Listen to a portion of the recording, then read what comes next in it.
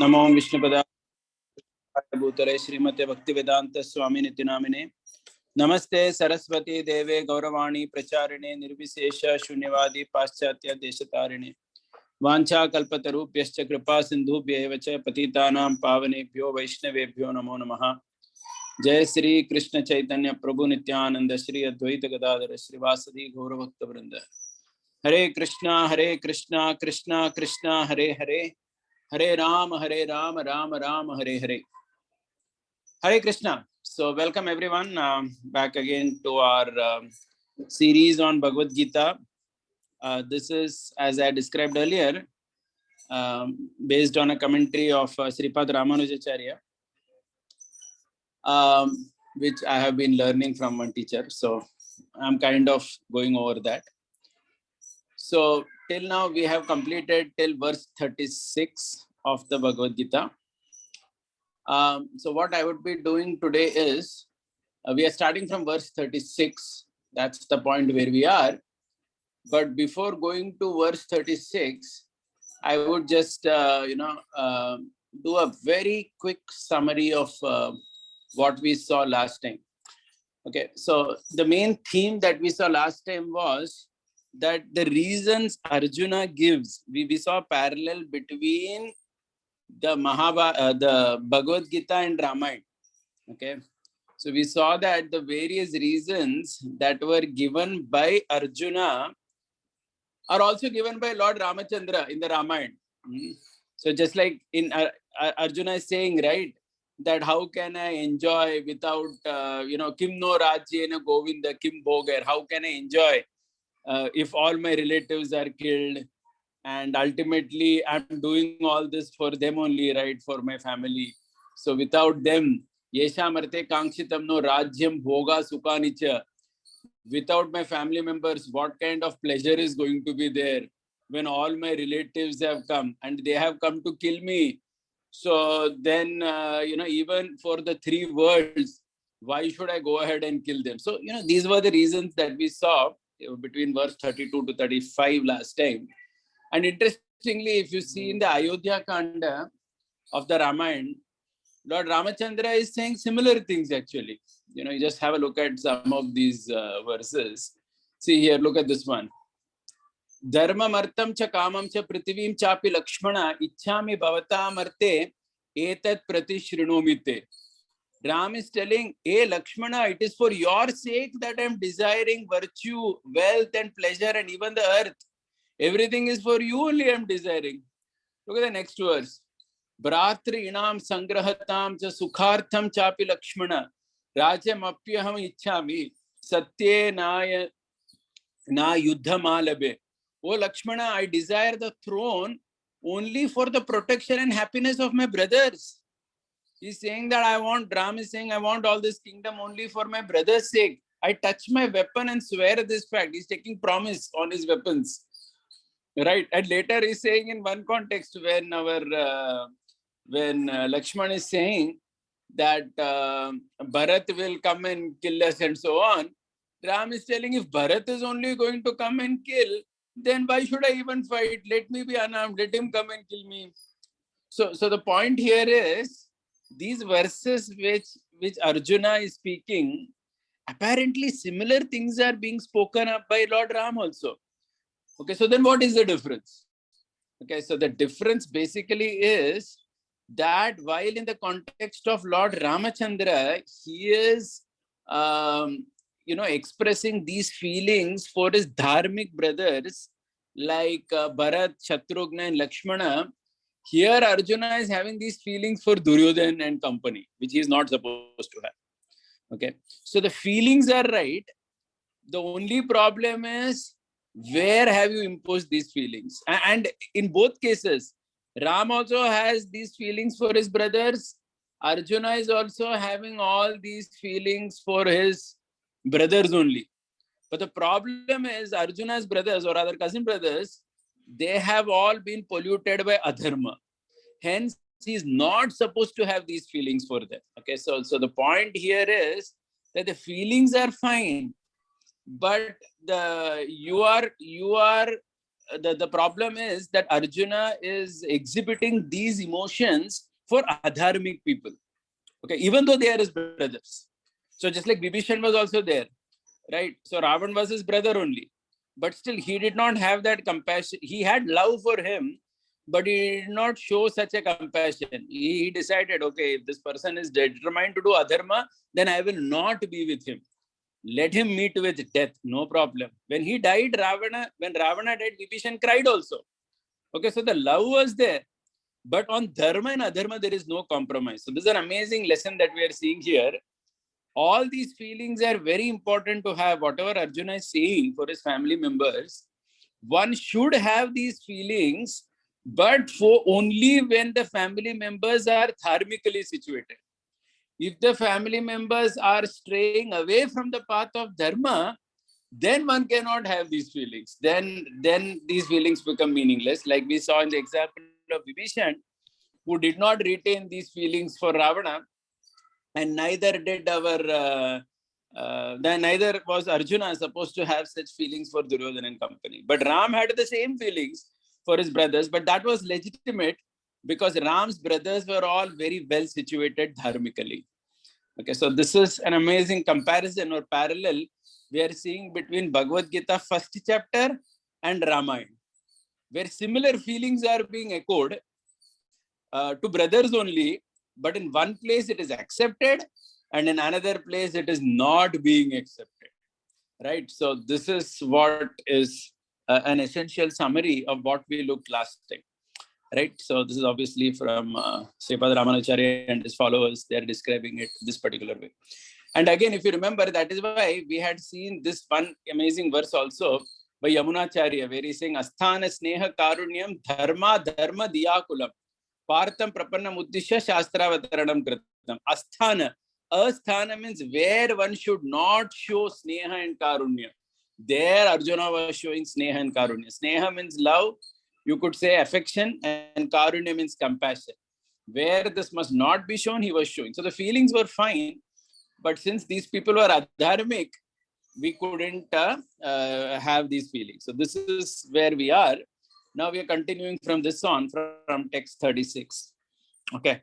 And we are just going to look at 5-6 verses today. In fact, today's topic is quite interesting. It is going to end with Varna Sankara and the role of woman, etc. So some very interesting comments by Sripad Ramanujacharya, also from Manu Samhita, right? That's what we are going to see today. Okay, let's go ahead. So we are at verse 36, first chapter. Arjuna is continuing his reasons why he doesn't want to fight. Nihatya dhatra rashtrana ka pritisya janardana papam eva shraye dasman hatvetat atatayinaha. Okay, so if you see Srila Prabhupada's translation, which I'm just looking at in English, he's saying sin will overcome us if we slay such aggressors. Therefore, it is not proper for us to kill the sons of Dhritarashtra. So that's what he's saying here, right? So now let's go into the words. So one word that has been focused here is Janardhana. Okay, so as I said earlier in Bhagavad Gita, Krishna is addressed by several names and each name has a significance, why that name has been used. So Janardhana, interestingly, the word Jana means people and Ardhana means to kill. So literally it means Janardhana means one who kills people. So one may say, what kind of name is this for Krishna, calling him Janardhana, one who is killing others. So the point here is, the elaboration is, Janardhan is that Lord who protects his devotees, and while protecting his devotees, if somebody obstructs that, then he will kill them. Okay, so Janardhana doesn't mean he will kill every Jana. So Janardhan means he will kill those people who come in the way of his protecting devotees. So that is considered the purport of this particular word called as Janardhan. Okay. Now the interesting thing, so why is he using it here? So let's try, because whenever Krishna is addressed by a particular name, there is a psychology behind that. So Arjuna is calling Krishna Janardhana to say, hey Krishna, you protect your devotees, and only if somebody stops that activity, then you will kill them. But here you are asking me to kill my own people. Is this fair? So that's the underlying purpose why he is addressing Krishna as Janardhana here. And also Parashara Bhatta, one of Ramanujacharya's contemporaries, disciples, he gives an example for Janardhana. He says, just like the Vrajavasis who were there, they were afraid of Kamsa, right? Not only Vrajavasis, even Devaki, Vasudeva, people were afraid of Kamsa. But then what Krishna did, he wanted to protect his devotees. So that fear, he transferred it to the belly of Kamsa. That means literally Kamsa was now afraid of Krishna, right? We all know that in the last stages of his life, Kamsa was extremely afraid of Krishna. He was always Krishna conscious, looking everywhere, thinking that Krishna is coming, Krishna is now, going to kill me and so on. So the point is, yeah. So the point here is that our name. Arjuna is addressing him as Janardhana to say that you kill only evil people, but you are expecting me to kill my relatives. Okay, so that's fine, one part. Then the second part of this verse is he's saying Atatayinaha. So this word is being used here. So Atatayina means what? Atatayi means aggressor. So there is a definition of Atatayi in the Dharma Shastra. There is a verse that says that there are 6 types of people who are called as Atatai. Who are the 6 people? One who sets fire, one who gives poison, one who attacks with weapons, one who steals your money, one who takes away your land, one who insults, humiliates, abuses women. Okay, and as we know, Duryodhana party had committed all these 6. So that's why it's referred to as Atatai. But then the interesting thing is in this verse, Arjuna is saying, Papam eva shre dasman hatvetan atatayinaha. He's saying that sin will overcome us if we attack these Atatai. So why is he saying that? Because the Shastra is very clear that if any Atatai comes, you can kill him and there is no sin in it. Okay, so these Shastras are very clear about it. Okay, there is no confusion on this point. If any Atatai comes, somebody comes to kill us, attack, abuse women, right, in some physical way, they cross some limits, then one can, in self-defense, one can kill. And we know that even in courts of law, that's accepted, right? So nobody will be punished for killing anybody who comes like this. Okay, so then the question is, why is he saying Papa will come?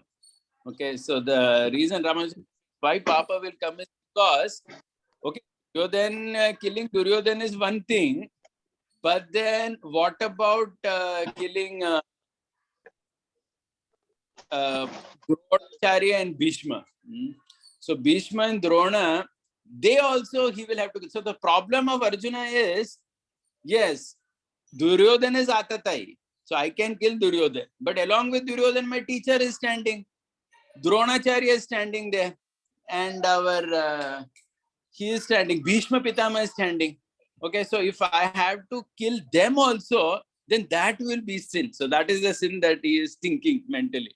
Okay, while killing Atatai, I am going to acquire sin, not per se because of killing the Atatai, but because of killing all these other people who are there, who are not Atatai. So from Arjuna's perspective, these other people who are there, like his teacher, grandfather and all, right? If he kills them, then sin is going to come. So that is why he's saying that I cannot do this. So generally, now what is sin? Now this Papa itself, it has been elaborated nicely. So what is Punya and Papa? Okay. So it's like a simple matrix. Vedas say that Vedas give injunctions. Some things are to be done. When you do that, you get Punya. Okay. So for example, Vedas say Satyam Vada. You have to speak the truth.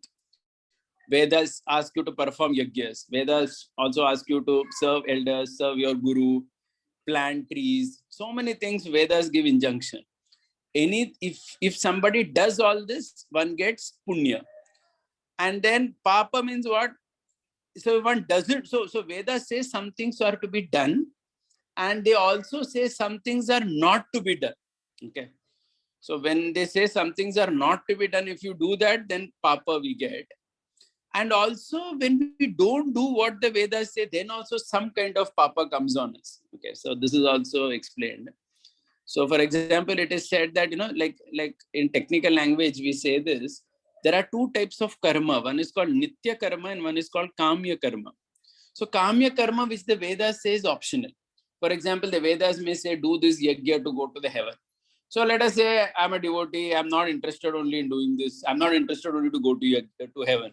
So I may not do that yajna. Then there is no papa in that, right? So some things like that, there is no papa.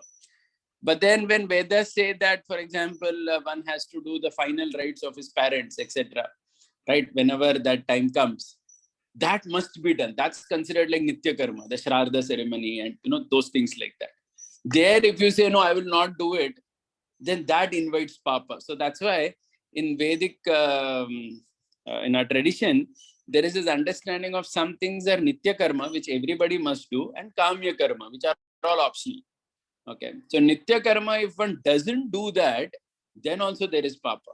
So for example, if a parent is there, then taking care of their child is Nitya Karma. They have to do it. If they don't do that, then there is papa with it. Okay, but going to Swarga is optional. So one may not do that. So there is this distinction. But anyway, so this is some technicality. Okay. Now going further ahead, Arjuna is saying, Tasma narha vayam hantum datra rashtran sabhandavan swajanam hi katam hatva sukina shyama madhava. Okay. So he's saying here, so the translation as per Srila Prabhupada is, how could we be happy by killing our own kinsmen, O Janardhana?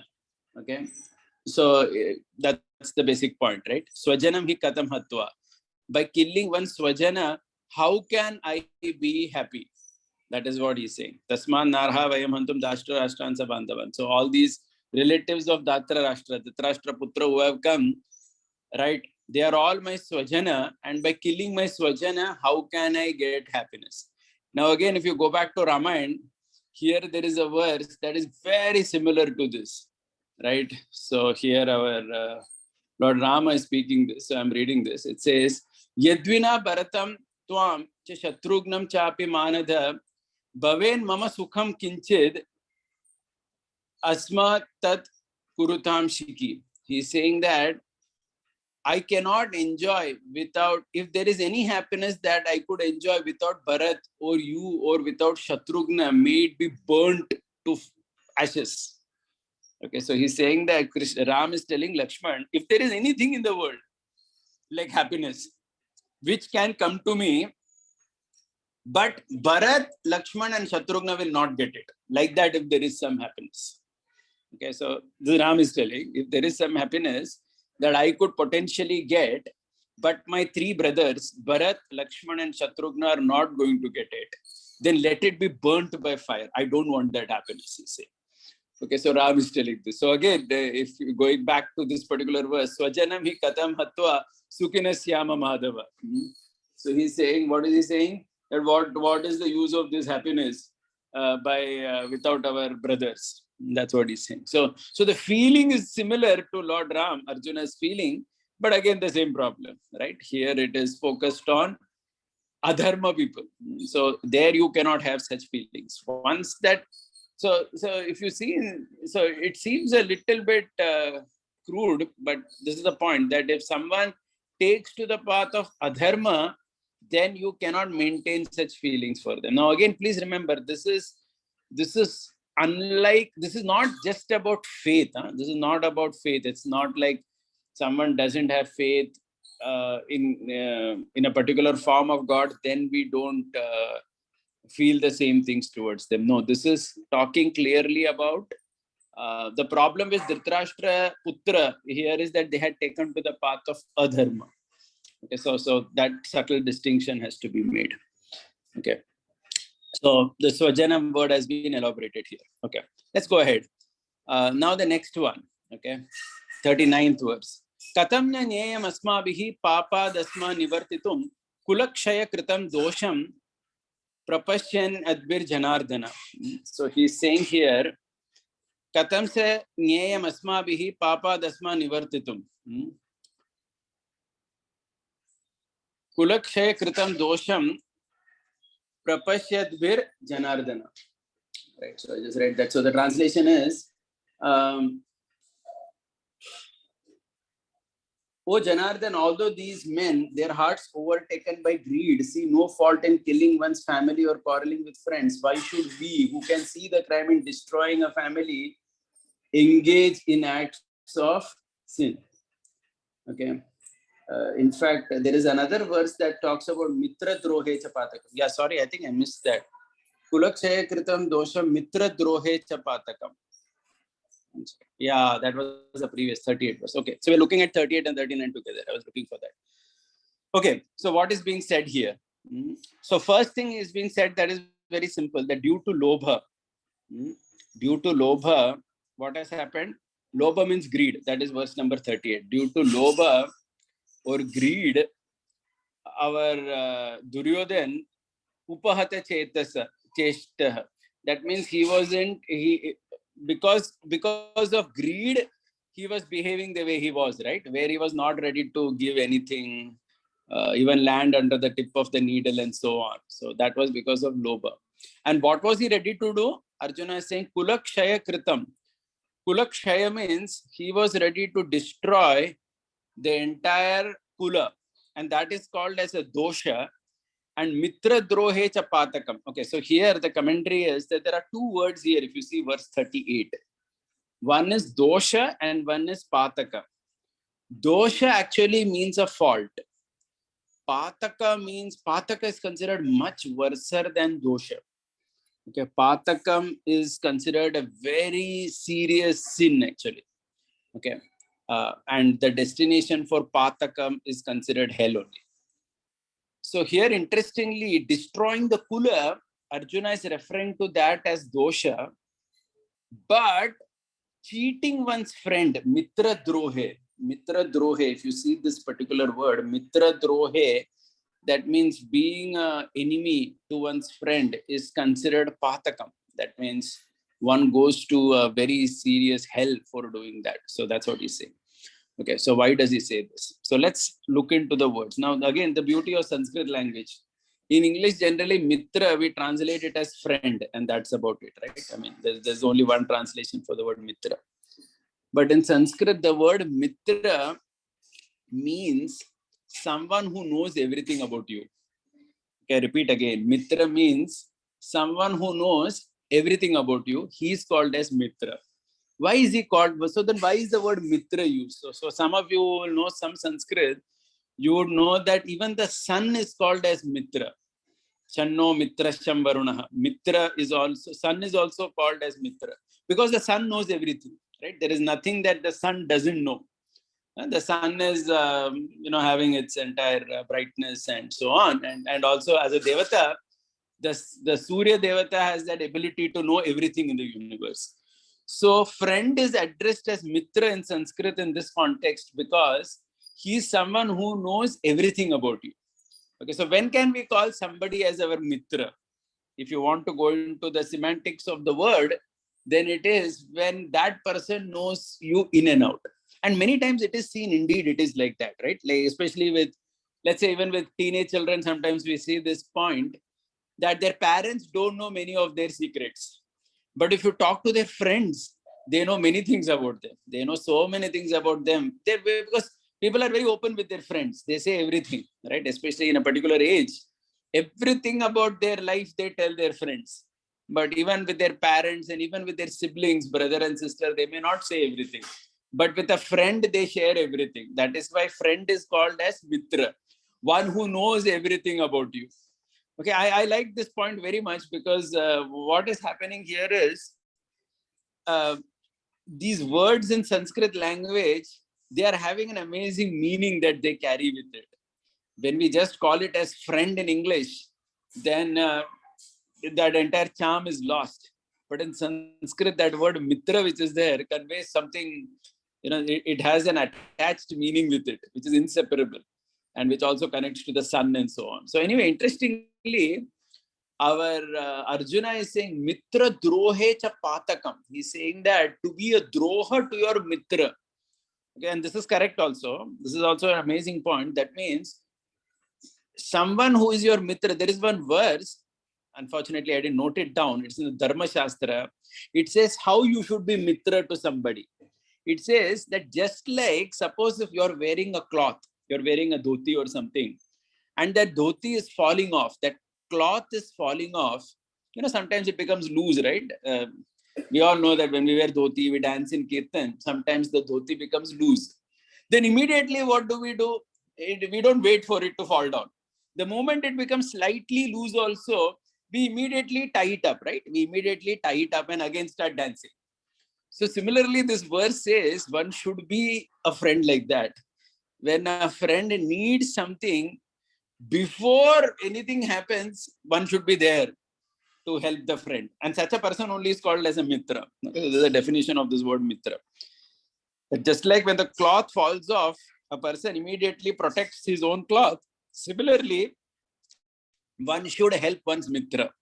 And that is why we see that in the Ramayana also, going back to the Ramayana, this verse is there in Kishkinda Kanda, which I'm just trying to show here. One second.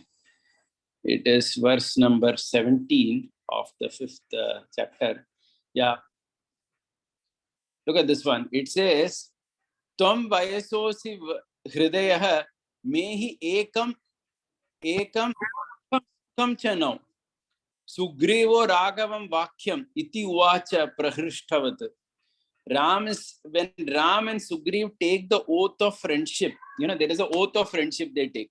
They light a sacred fire and they take an oath of friendship. And when they take the oath of friendship, see what they say. They say from today onwards, Ekam Dukkham Sukham Chanau. My distress is going to be your distress. My happiness is your happiness. And similarly, the other way around. Your distress is my distress.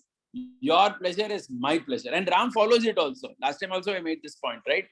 When our Vali died and Sugriv started crying, Ram also started crying along with Sugriv. Okay, so the commentary there is, why is Ram crying? Okay, Sugriv crying, understandable. But why is Ram crying? The point is that they had made this friendship deal. Okay, they will feel each other's pleasure and pain. So only when we are like this to someone, then that is actually what is called as friendship. The pact of friendship, which was signed between Sugriva and Lord Ramachandra. Okay, so the point here, so what is Arjuna saying? Now we just saw about Mitra Drohi. So that is why the position of Mitra in our scriptures is considered very great actually.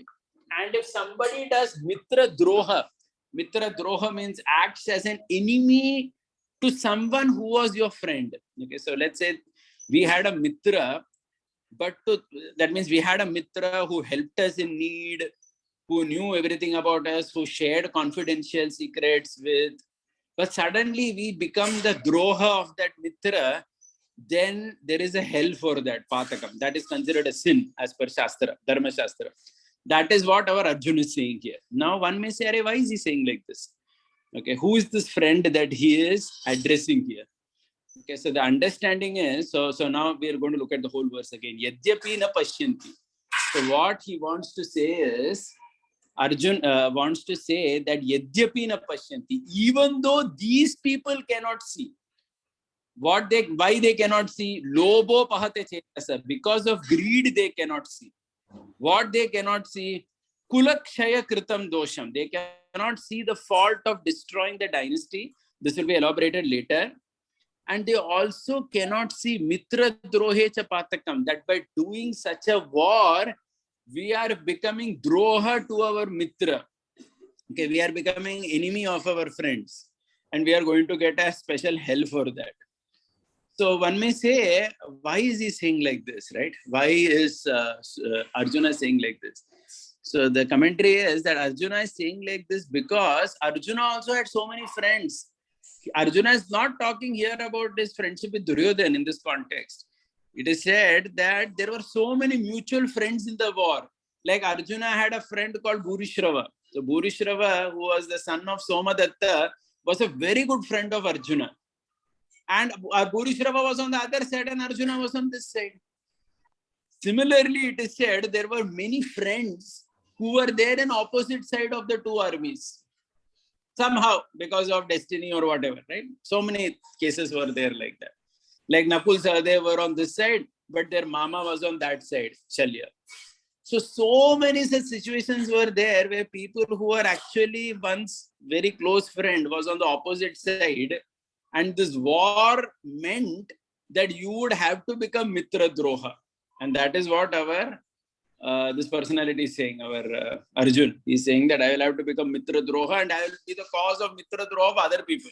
First of all, I will be Mitra Droha for my Mitra, but also I will be the cause of Droha for others' friends also.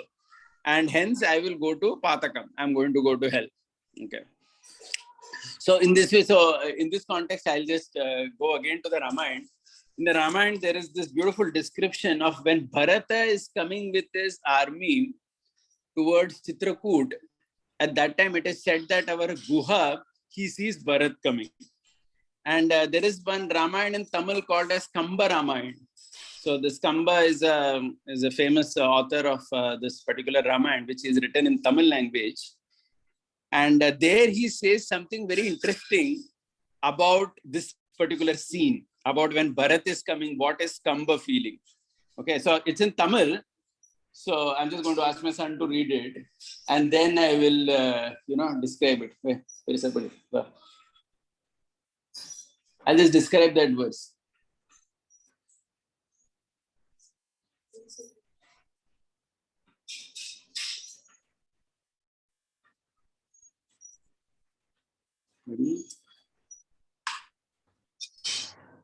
Okay, I'll just tell the meaning. He is just looking at that verse 1 second. So Kamba is telling that just the Ganga, which is separating Bharat's army and my place, is very deep. And this person who is coming, do you think I'm going to allow him to cross Bharat? No, I'm not going to allow him to cross. Okay. And just by looking at Bharat's weapons and seeing his army, am I going to get frightened? No, I'm not going to get frightened. Ram, when he had come here, he said, Guha is my friend. Ram had said that, Guha is my friend. Will I allow that statement to go in vain? No, I'll not allow that statement to go in vain. Will not ordinary people say that better Guha was dead than being such a friend to Ram that somebody came with an army to attack Ram and Guha did nothing about it? So like this, Kamba describes Guha's feelings in one verse. That the point in this verse is friendship. Because our, what's his name? Ram and Guha had also made a pact of friendship. So Guha had that feeling of friendship towards Ram. And when he sensed that something would be a danger, later, of course, he understood Bharata is not coming to kill Ram. But initially, he also thought like that. Due to love, he makes this particular statement. This verse is very beautiful. He'll just recite it. ஆழ நெடுந்திரையார கடிந்தவர் போவாரோ வேழ நெடும் படை கண்ட விலங்கிடும் வில்லாளோ தோழமை என்றிவர் சொல்லிய சொல்லுரு சொன்னாளோ ஏழமை வேடன் இறந்திலன் என்றல ஏசானோ. Yeah, so that's yeah.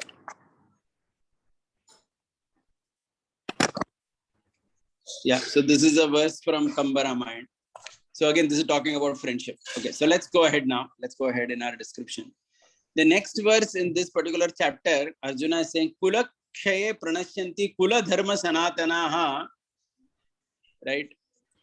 Dharme nashte kulam kritsnam adharmo bibhavadyuta. That is the 40th verse. Of course, the 39th verse I have not yet described. We'll just describe briefly the 39th. Katam na nyayam asmabihi papa dasma nivartitum kula kshaya kritam dosham prapashyadbir Janardhana. Okay, so in this particular verse, he's saying, yeah, this I had already read the translation. So the point here again is, so the connection of 39 and 38 is this. In 38th verse, Arjuna said, Yadyapi na pashyanti. He said that those people cannot see. Who are those people? Duryodhan cannot see these faults. What is the underlying meaning? Duryodhan cannot see, but can't we see? So Arjuna is saying that Prapashyadbir Janardhana, can't we see the fault? We can see the fault, right?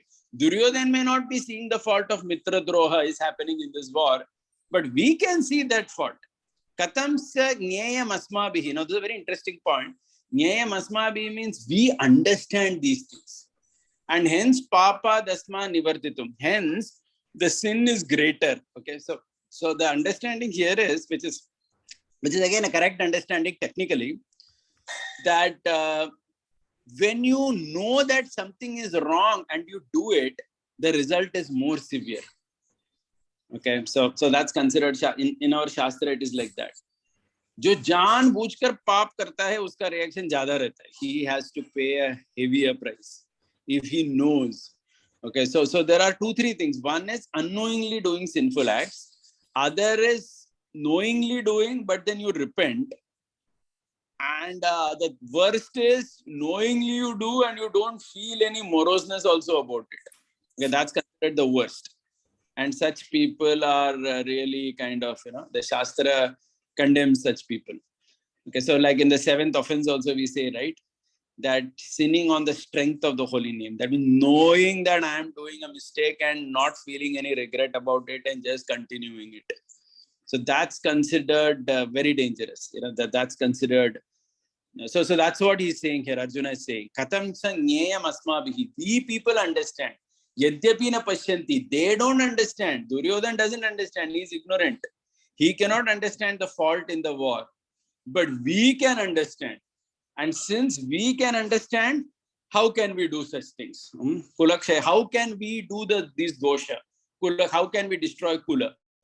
Now, the next few verses are about Kula, okay, which are very interesting. Kulakshaye pranashyanti kula dharma sanatana dharme nashte kulam kritsnam adharmo bibhavatyuta.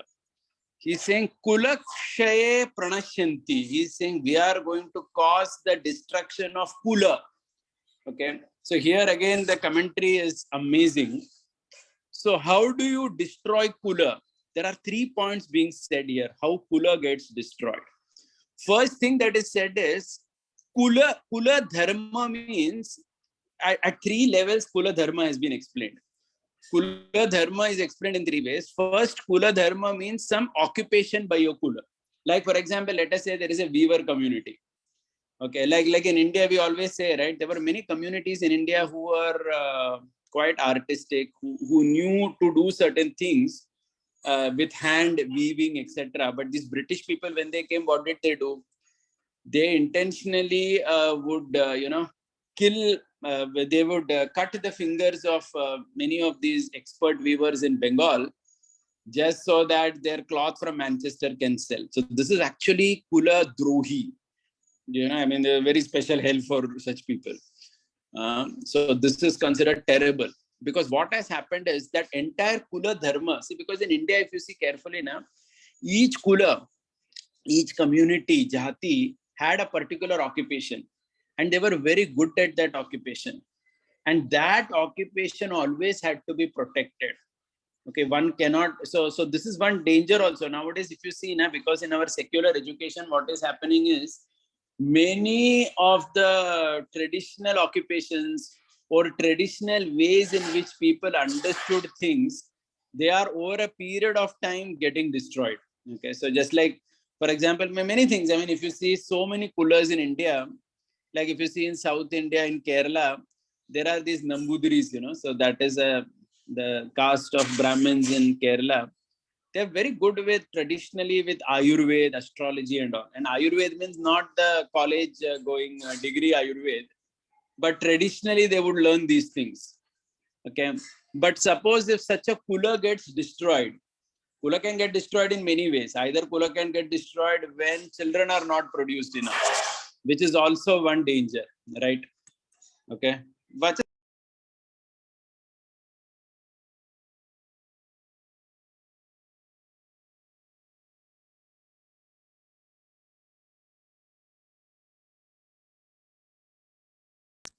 yeah, sorry. So I was saying that like different Kula in India, different communities, they have some speciality. And sometimes when there are not enough children or the children get deviated, then that particular tradition gets destroyed.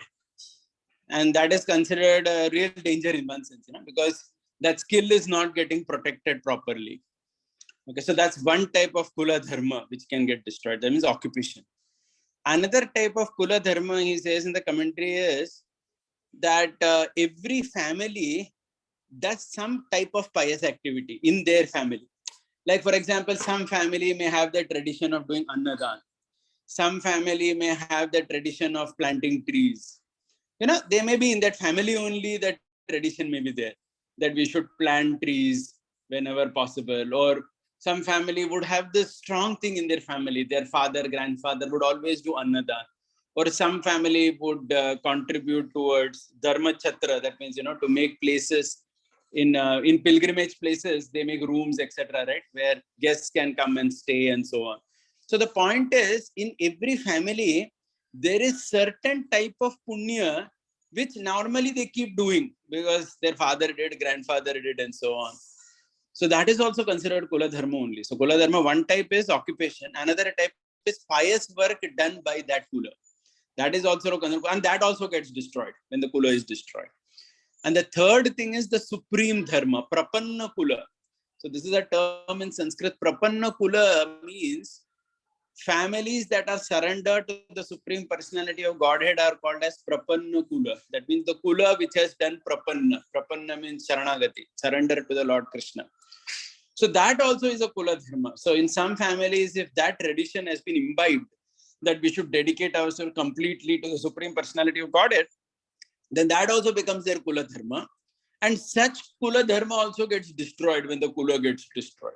So many things. When you say Kula Dharma, it refers to three things broadly. Occupation, second is pious activities, and third is Prapanna Kula. That means the surrender to the Supreme Personality of Godhead in that Kula, which also gets destroyed due to that Kula getting destroyed. So in this way, this particular verse of the Bhagavad Gita, we can also appreciate the importance of Kula given over here, right? That means the importance given to this term Kula and how to protect the Kula, how to ensure family traditions go on and so on, right? And then he's saying, once dharma stops, adharma takes over. So that's the next part of this 40th verse. Dharme nashte, when the dharma is destroyed, kula kritsnam adharmo bibhavadyuta, then automatically adharma increases. Okay, so for the adharma to increase, nothing specific has to be done. Dharma has to stop. So when dharma stops, that means when people stop doing pious activities, when people stop doing sharanagati, then automatically adharma increases. Okay, so there is nothing specific to be done to increase adharma. You just have to stop dharma. And that is what Arjuna's fear is, that this war is going to cause so much destruction of Kula Dharma will get destroyed and all this. Okay, and then let's go to text 41. This is perhaps the last part of today's discussion. Adharma bibhavat Krishna pradushyanti kula striyah strisu dushtasu varshneya jayate varna sankaraha. Adharma bibhavat, that means the culmination of all this adharma is pradushyanti kula striyah. That means when the stri gets pradushyanti, polluted. Okay, here there is an amazing commentary given that women are considered the final frontier where dharma is upheld. Hence, this is mentioned last, because the point is that when women get destroyed, pradushyanti, destroyed in the sense polluted due to adharma, then everything is finished. So that's considered like the finale of dharma being destroyed. Woman being polluted. And strisu dushtasu, when in this way women are polluted, jayate varna sankaraha. This we know, right? Varna sankara, the children born are also polluted. Okay, so there is a very interesting quote given here of Manu, where Manu says that besides whatever I have spoken, so Manu gives so much dharma shastra, right? What is to be done, what is not to be done. He says, besides whatever I have spoken, if something is not clear to you, if somebody reads Manu's scripture and Manu says you didn't understand something about how to practice certain kinds of dharma, then two things you can do, Manu says. First thing is find some nice Brahmins who are practicing dharma nicely and ask them. And he says, ultimately, the best, he says, so this is Manu saying, find elderly women at home who are dharmic and follow them. Okay, that means basically he's saying that find some grandma, right, at home who knows about dharma and follow them. Because the idea here is that these are the people who ultimately uphold the dharma. They are like the final frontier, as I said, of dharma. Okay, and if only they get polluted, then that means everything is destroyed. No, sab kuch khatam ho gaya. Okay, so there are some words also which I want to elaborate. Patni, the word patni, the definition of that is given in this context. Patyuna yajna sanyoge. Okay, that means a man is going to do yajna. The one who stands next to him is called as patni. Now, stands next to him doesn't just mean they're simply standing. What it means is one who is the support of the man's yajna. Yajna means it can be fire sacrifice. It could be all kinds of dana, charity that is giving everything. Whatever dharmic karya the man is doing, the person who is the adhara stamba, the pillar for that, is considered patni. So that's one definition. Okay. Now again, many times we have always had this debate about the role of woman. Where is the role of woman given and so on, right? So sometimes people ask this, where in which shastra about women, what they should do is given and so on. Okay, so I'm going to read one verse from the Valmiki Ramayana where Valmiki ji is saying about Sita Devi. So Valmiki says about Sita Devi. Look at what he says. Deva karyam smasa kritva kritagnya hrishta chetana abhignya raja dharmanam rajaputram pratikshate. Okay, so this is a verse which is spoken in the Ramayana by Valmiki ji about Sita Devi.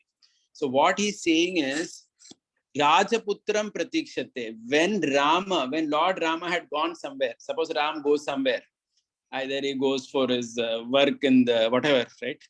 He goes to the palace or he goes anywhere to do something, then what would Sita do? Devakaryam smasakritva. That means whatever Devata worship had to be done at home, she would do that. All the puja to all the Devatas, she would do. Kritagnya Hrishta Chetana. And she would do it with a lot of gratitude in her heart and with great feelings to all the Devas. Abhignya Raja Dharmana. And Sita Devi knew everything about Raja Dharma. That means Abhignya. Abhignya means to be aware. Raja Dharmana means whatever is the Kula Dharma of Kshatriya, she was aware of everything, Sita Devi. Rajaputram pratikshate, and she would wait for her husband to return and continue those activities. So the idea here is that the woman, though Sita Devi, she would primarily be in charge of the home or whatever. When Lord Rama would go out somewhere, she would do all the puja. She would do it with a grateful heart. She was conscious of all the dharma of a kshatriya, of a kshatrani, right? Of a kshatriya. In kshatriya kula, how everything is to be done. Everything she knew. Okay. So in this context, Sripad Ramanacharya says that when we say women's, so for example, let's say cooking, many times this debate is there, right? Whose responsibility is the cooking, the offering, and all the dharma karya at home. So dharma karya may include many things, right? Like for example, in some houses, we light a lamp, right? During Sandhikal, that means during the Sandhya, some lamp is lit and Aarti is done. So many things are there. So what he says in the commentary here is, the responsibility of all that is with the woman. The act may be done by somebody. Okay, so it's a very amazing and forward-looking commentary. He says here that the act may be done by anybody. So let us say, suppose Sita Devi is there or Kaushalya is there. It's obviously not that they were cooking, right, in the rasoi. They were like princess. So they were not personally doing the act of cooking. Okay, so they may have obviously, right, Sita Devi is a queen. Kausalya, all these people, they are queens and princesses. No, we don't expect that they will keep literally cooking everything themselves. So the point is that the responsibility is there. The act may be done by a servant, or sometimes he's saying here, the act may be done by the husband also. So sometimes it's possible that the wife may tell the husband, chalo, today you may have to do this particular thing at home or whatever. So the husband also may do the act, but the responsibility, that responsibility is with her, right? So that is how it is described. So the responsibility of dharma at home is with the woman. The act may be done by anyone else also. Many times it's possible. So sometimes, for example, like in many traditional homes, when the woman is, in her periods once a month, maybe the husband or somebody else may do many of these things, correct? So the act may be done by somebody, but still it is she who has set up the whole system in terms of how things happen at home, the dharma at home, etc. Okay, and this verse also, which I read about Valmiki from about Sita Devi, is very interesting. It says about the woman. Okay, and this point I liked very much to understand that they are considered the final frontier of dharma.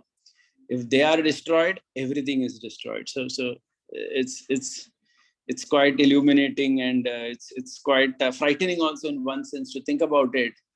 The condition about women in society, right? So we will have to ensure that that part is taken care well.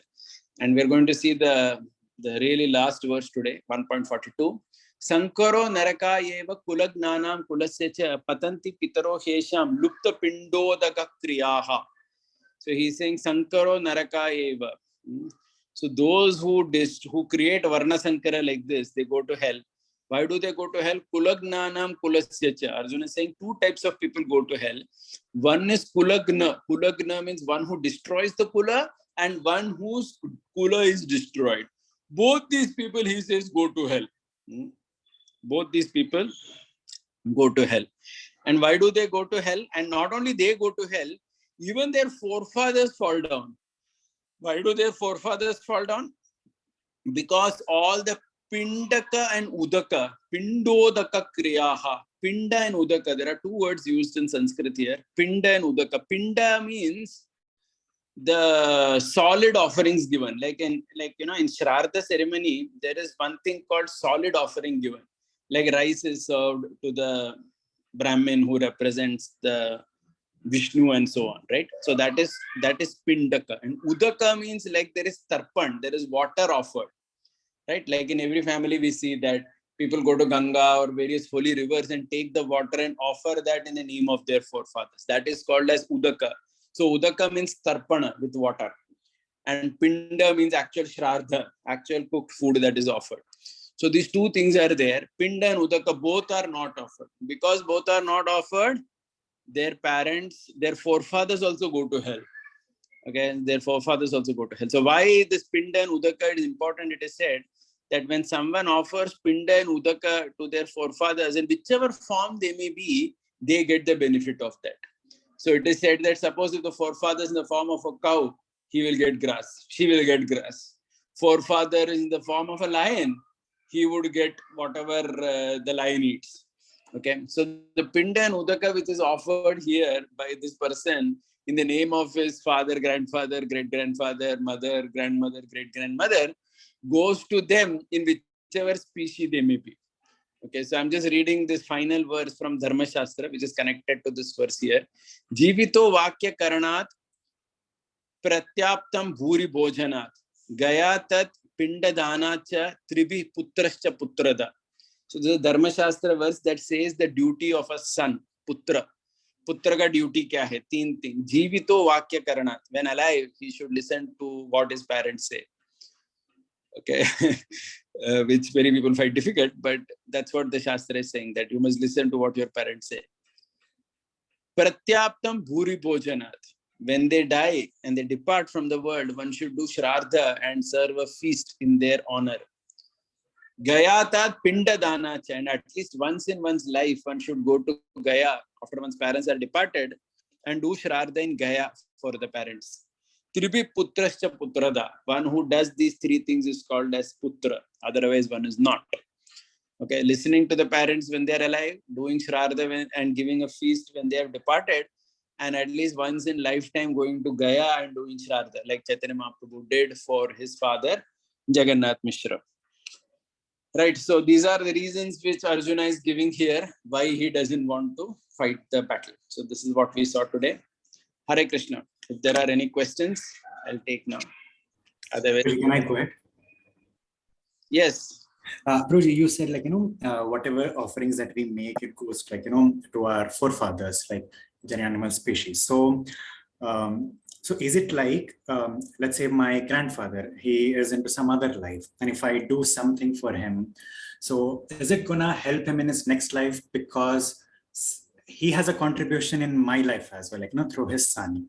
So is there anything like, it does, or it's like after they get rebirth, the entire connection is totally lost or something like that? No, that's what I said.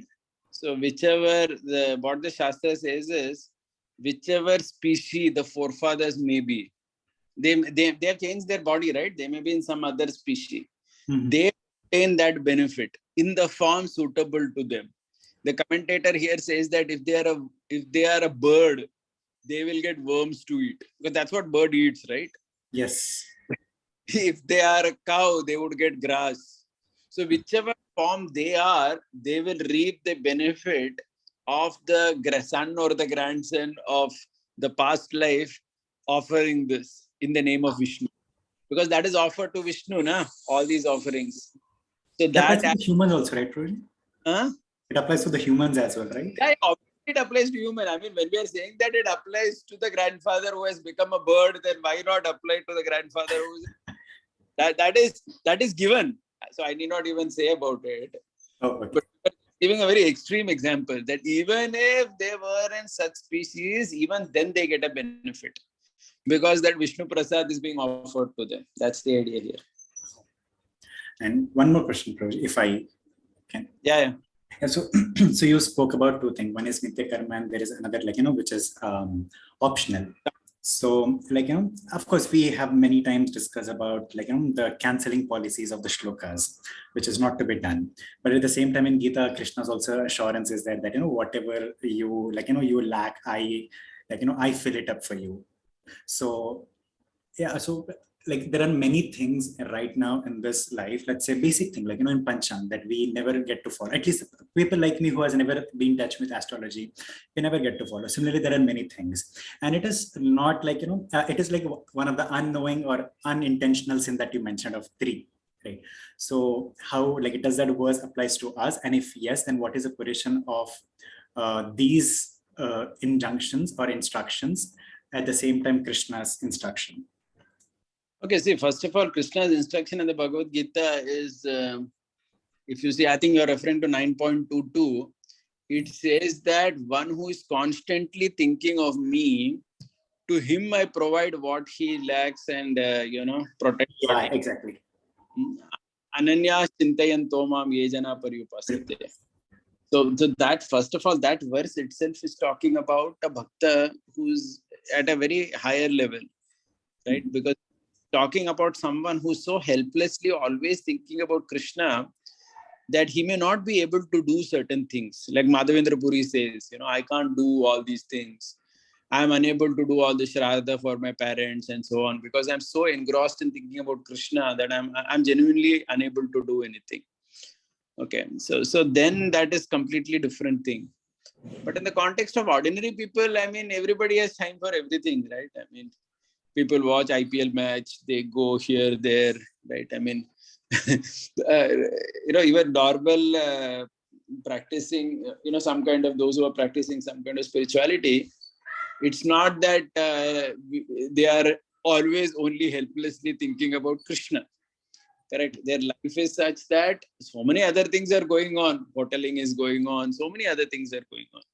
Then in such a case, when you are capable, then one is expected to do.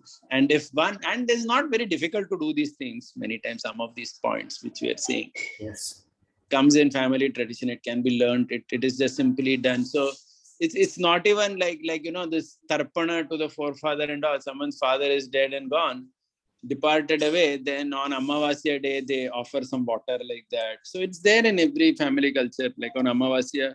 That's why Amavasya is considered a day for the forefathers in our Shastra, right?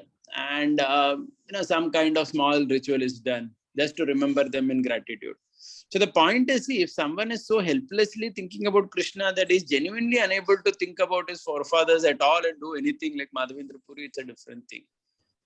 But ordinary people are also not like that. No? It's not that our lives are you understanding my point? It's not that we are...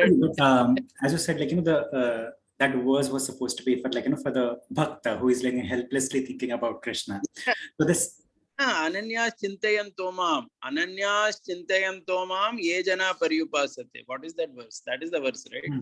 Isham nityabhiyuktanam yoga kshemam vahamyaham.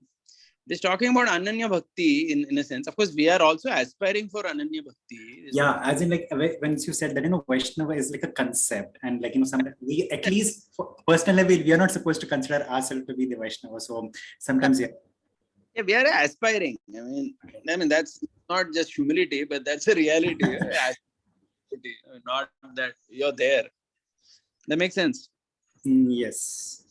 Yeah, Sure. thank you. Yes, Mataji, Harsha Lalita Mataji, please go ahead. Yes, Prabhuji. Hare Krishna, Prabhuji. Dandavat Pranam. Prabhuji, I have this thought regarding women. In the scripture, somewhere it is mentioned that they are like Sudras. And in 10th chapter, Krishna says that among the women, I am the intelligence. And now you spoke about women are the main person who uphold the dharma. So how should we understand these different kinds of statements, Prabhuji? Yeah, see, this whole thing that women are counted in the category of Shudra or less intelligent, this is applicable from a very specific context. We have discussed before, it is applicable only in the context of that ability to cut. So for example, right, man can take sannyas. Woman is not allowed to take sannyas because she cannot cut her relation very easily. Okay, so like Kunti is also praying now that please cut my relation with Vrishnis and whatever, so that my love flows to you. She says, right, in the first canto, Matir Madhupate Sakrit, that verse. Because a woman cannot cut her attachment very easily to her family members. So that is considered a type of weakness. And a sign of, so this less intelligent which is there, right, it is used in certain context. I mean, to take that as a global thing. And actually, even when we use the word less intelligent in English, it takes on a completely different context. But tradition, when they used that thing, it was only in this particular context that they cannot take sannyas, right? That's why women are not given sannyas, because they cannot cut. So a Brahmin, for example, a man, he can cut. I mean, if such a man is there actually, who has that ability, then he can cut his attachment very easily and go on the path of sannyas. So that part is not available to them by their own nature. Okay, so like this, there are one or two points because of which now, so that's why we cannot make that a pivotal part of our understanding of woman. That's have a complete understanding in terms of what Shastra says, like statements that I just said from Manu, where Manu is saying that if you have confusion about a dharma, go to an elderly woman and ask. And that's correct also. If you see in India also, in each of our houses, especially if we had a grandmother who was very knowledgeable, who led their life dharmically, they have many nice things to tell us how to live, how to follow certain etiquette at home. Many grandmothers actually knew this. Correct. I don't know how much that population is decreasing or whatever in India, but it's in our generation, I'm sure all of you have also experienced it. Correct? Yes. The point. Yes. Yeah, so that is what Manu is saying. So we need to genuinely have a very holistic view and not get bogged down by one or two references which are said in a very specific context. And how to understand this 10th chapter statement that among the women I am the intelligent? No, Krishna, I think he's saying 7 things. Among women, I am fine speech and many things. Yeah. 7 things, memory. Yes. See, because these are all opulences of a woman. So in a woman, all these things which are there, that ability to find speech or whatever, the 7 things that Krishna talks about, these are all vibhuti. They are all opulences. So everybody is attracted to such qualities, right, of a very dharmic stri. So whenever we see that, we need to remember Krishna, because that's what it represents. Okay. Yeah. Okay, Prabhuji. Yes, Prabhuji. Understood. Thank you, Prabhuji. Yes, Sunita Mataji, I think the last question. Hare Krishna, Prabhuji, Pranam. Prabhuji, recently when we visited Ganga Sagar, we saw one lady, elderly lady. She was cutting her nails and offering it in the water. So we asked what she's doing. So she said that she's not sure about her children doing Asthi Visarjan after her death. So she's doing it for that. purpose. So I was wondering how much effective and what significance it has. I've never heard this before. Yeah. Maybe there is some tradition of doing something, but it's very sad. I mean, her mood is appreciable. I'm not sure about the process of what she's doing, but concerned that her asti may not actually be done properly by her children, which is a very genuine fear nowadays in India. Many people have, Yes, right? Prabhuji. Especially in many families, there's just one or two children, and many times these children are in America doing their own thing. And Corona lockdown also, many cases happened that where there was a woman who was alone, very rich, good family, and the son was in America, and Corona, she passed away also, and he couldn't even come due to COVID norms and all that, and that woman was just sent to an electric crematorium by the municipality who disposed the body. So for many elders, this fear, especially if they are dharmic, such a fear may be there. So maybe that's genuine from her side. I'm not sure about the practice though, whether it is a very modified process or whatever. Maybe in some cultures she would have heard. So yeah. But her mood and her fear is certainly something that is worth appreciating. Yeah. Okay. Thank you, Prabhuji. Hare Krishna. Hare Krishna. Thank you, everyone. Any final question or comment, anybody? Yeah. Okay. We end the class. Thank you. Hare Krishna. Srila Prabhupada ki jai. Gaur Bhakta Vrinda ki jai. Nitai Gaur Premanande Hari Hari Gaur.